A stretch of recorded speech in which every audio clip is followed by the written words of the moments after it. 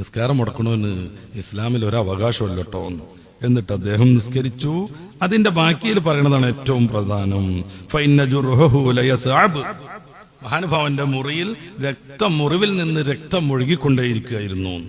അപ്പൊ രോഗാവസ്ഥ, ഒരു ചെറിയ പനി, തലവേദന, കാലിന് ഇത്തിരി ചെറിയൊരു മുറിവ് വന്നു.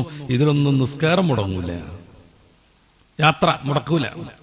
മുമ്പങ്ങാണ്ട് നമ്മൾ പറഞ്ഞിട്ടുണ്ടായിരുന്നു, വിമാനത്തിലൊക്കെ കയറി ഫുഡും കഴിച്ചിട്ട് ഒരൊറ്റ ഉറക്കുറങ്ങിയാൽ രാവിലെ 6 എയർ ഇന്ത്യ കരിപ്പൂരിലെത്തും, ഒക്കെ റെഡി ആയെന്നാണ് വിചാരം. സുബഹി പോയിട്ടുണ്ടാവും. ഒരിക്കലും പാടില്ല.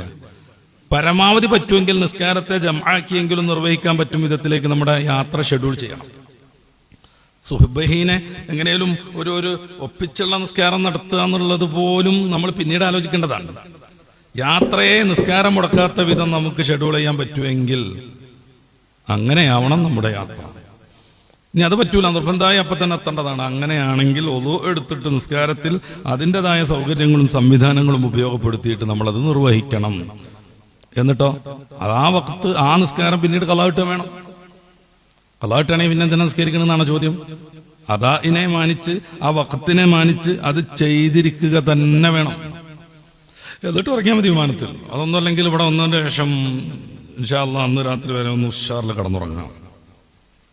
അപ്പൊ അതാണ് പറഞ്ഞത്, യാത്രയിലാവട്ടെ അല്ലാതിരിക്കട്ടെ, രോഗാവട്ടെ അല്ലാതിരിക്കട്ടെ, പിന്നെ നമുക്ക് നല്ല സന്ദർഭവും സൗകര്യമൊക്കെ ഒത്തുവന്നും ഇല്ലാതിരിക്കട്ടെ, ഏതിടത്ത് വെച്ചാണെങ്കിലും നിസ്കാരം നിർവഹിച്ചിരിക്കണം.